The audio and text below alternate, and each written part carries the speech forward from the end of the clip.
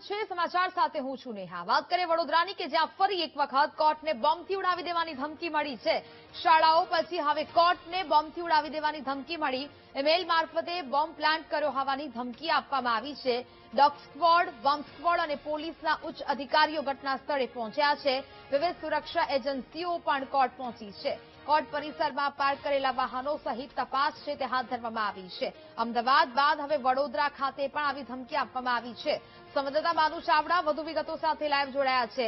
માનુ, અમદાવાદ બાદ હવે વડોદરામાં પણ ફરી એકવાર કોર્ટને બોમ્બથી ઉડાવી દેવાની ધમકી આપવામાં આવી છે।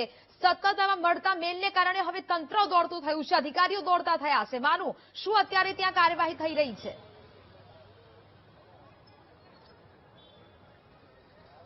નેહા, સતત બીજા દિવસે વડોદરા શહેરને બાનમાં લેવાનો પ્રયાસ થઈ રહ્યો છે એવું કહી શકાય, કારણ કે ગઈકાલે જે 20 જેટલી સ્કૂલોને આ ધમકી ભર્યા મેલ કરવામાં આવ્યા હતા, આજે વડોદરા કોર્ટને મેલ કરવામાં આવ્યો છે। ન્યાય મંદિર જે વડોદરાની અંદર અનેક કોર્ટો અહીંયા બેસે છે અને અહીંયા ધમકી ભર્યો મેલ છે આપવામાં આવ્યો છે। આપ આ જોઈ રહ્યા છો, આખું પરિસર અત્યારે પોલીસે ખાલી કરાવી દીધું છે। તમામ જે વકીલો છે એમને પણ બહાર કાઢ્યા છે। અસીલો જે આવેલા હતા તમામને પણ કોર્ટ સંકુલની બહાર કાઢી દેવામાં આવ્યા છે। પોલીસની બોમ્બ સ્ક્વોડ અને ડોગ સ્ક્વોડની ટીમો છે એ અહીંયા પહોંચી છે। અંદરના ભાગે પોલીસ અત્યારે તપાસ કરી રહી છે, પરંતુ મામલો એ છે કે ગઈકાલે જે રીતે વડોદરા શહેરની જે શાળાઓ છે નામાંકિત, એ શાળાઓને મેલ કરવામાં આવ્યો હતો। આ જોઈ રહ્યા છો આપ કે જે વકીલો છે એમને પણ બહાર કાઢવામાં આવ્યા છે। પોલીસ અત્યારે સતત કામગીરી કરી રહી છે અને અંદર ચેકિંગની કાર્યવાહી ચાલી રહી છે। બોમ્બ સ્ક્વોડ, ડોગ સ્ક્વોડની ટીમો છે કામ કરી રહી છે। ડીસીપી સહિતના અધિકારીઓ છે અહીંયા પહોંચ્યા છે અને જે મેલ મળ્યો છે એને લઈને કાર્યવાહી કરવામાં આવી રહી છે। ડીસીપી મંજીત વણઝારા મેડમ છે, એમની સાથે વાત કરું। મેડમ, શું કહો છો, શું મેલ છે, કઈ કાર્યવાહી કરી રહ્યા છે અત્યારે? તમિલનાડુના કોર્ટના કોઈ ચુકાદાને આધીન રહી અને બધી કોર્ટોમાં આવી મેલ મળેલો છે, રજિસ્ટ્રારને મેલ મળેલો છે। પ્રારંભિક મેલ એની અંદર એવું બતાવવામાં આવી રહ્યું છે કે 12 વાગ્યા સુધીમાં સમગ્ર પ્રિમાઇસીસને ઉડાવી દેવામાં આવશે। જો કે મેલ કયા રિસોર્સિસથી મળ્યો છે એની તપાસ અમારી સાયબરની ટીમ કામ લાગી ગઈ છે। સાથે સાથે અહીંયા બીડીડીએસની ટીમ અને અન્ય ટીમો પણ પોલીસની બધા સાથે ચેકિંગ કરી રહી છે। કોઈ પેનિકની જરૂર નથી।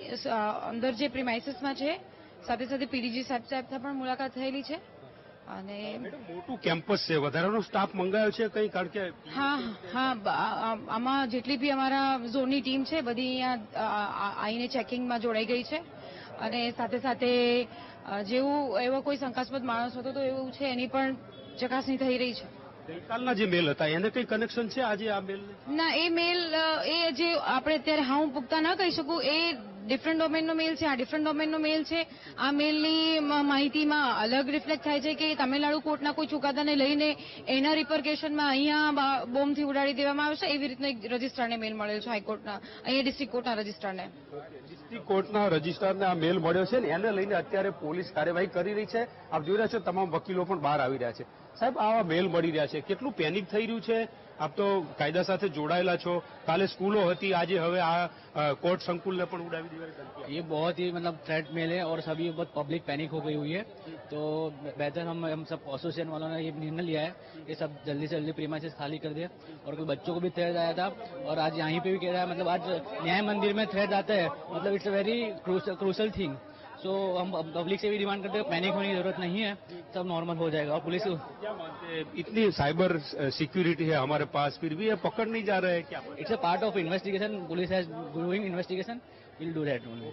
આ વકીલ સાહેબ છે કહી રહ્યા છે કે પેનિક ઊભું થઈ રહ્યું છે, કારણ કે લોકોને જ્યારે આવા મેસેજ મળે છે ત્યારે લોકોમાં સ્વાભાવિક છે કે ગભરાટ હોય। હું કેમેરામેનને કહું કે આ જે કેમ્પસના જે દ્રશ્યો છે દેખાડે, કારણ કે જે રીતે આખું કેમ્પસ છે કોર્ટનું એ ખાલી કરવામાં આવ્યું છે। અત્યારે હાલ તો કહી શકાય એવી જે અફરાતફરી છે, જે વકીલો છે, જજ સાહેબો છે, આ તમામને અત્યારે બહાર કાઢવામાં આવ્યા છે અને પોલીસનો ઉચ્ચ અધિકારીઓનો કાફલો છે એ પણ અહીંયા પહોંચ્યો છે અને તપાસ કરવામાં આવી રહી છે। ગઈકાલે જે રીતે 20 જેટલી શાળાઓને મેલ મળ્યો હતો, અત્યારે આજે કોર્ટને આ મેલ કરવામાં આવ્યો છે અને એને લઈને પોલીસ સતર્ક બની છે। અત્યારે પોલીસ સતત કામગીરી કરી રહી છે। કેમ્પસ ખાલી કરાવ્યું છે, પરંતુ મુદ્દો એ અહીંયા ઉભો થઈ રહ્યો છે કે અવારનવાર આવી ઘટનાઓ બની રહી છે, ત્યારે શું સ્થિતિ?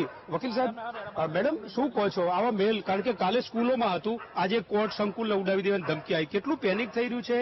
આ મુદ્દો આ ન્યૂઝ સાંભળીને પેનિક તો ઓબ્વિયસલી બધા થવાના જ છે, પણ અમે પ્રિકોશન બેઝ પર અમને 12:20નો ટાઈમ છે, પહેલા અમે અમારી કોર્ટ ખાલી કરાવવાની બધાને રિક્વેસ્ટ કરીએ છીએ કે કોર્ટ ખાલી કરી બહાર આવી જાવ, કોઈની જાનમાલને નુકસાન ના થાય. આપણે પહેલાથી પ્રિકોશન્સ લઈ અને કોર્ટને ખાલી કરવાની તૈયારી કરી રહ્યા છે. કાલે 20 જેટલી સ્કૂલો હતી, આજે કોર્ટ કેમ્પસ. માનો છો કે આવા આરોપીઓ સુધી પહોંચવું જોઈએ સાયબર ક્રાઇમ અથવા તો પોલીસે? કારણ કે અવારનવાર આવા મેલ આવી એ પોલીસનો વિષય છે, પણ પોલીસ એ કામગીરીમાં લાગી ગઈ છે. ડોગ સ્ક્વોડ આવી ગઈ છે, અહીંયા પોલીસ આવી ગઈ છે, એટલે એ કામગીરી પોલીસ કરી રહી છે.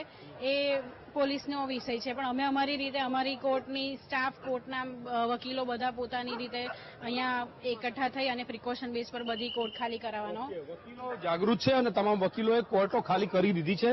પોલીસે તપાસ કરવી જોઈએ, કારણ કે અવારનવાર જે રીતે આ મેલ મળી રહ્યા છે ને એના કારણે લોકોમાં હેડેક ઉભું થઈ રહ્યું છે, તંત્ર દોડતું થઈ રહ્યું છે. ત્યારે આ મેલ મોકલનાર તત્વો કોણ છે એમના વિરુદ્ધમાં પણ કાર્યવાહી થવી જોઈએ. જી નેહા. બિલકુલ, માનુ વિગતો સાથે જોડાયા તે બદલ આપનો આભાર.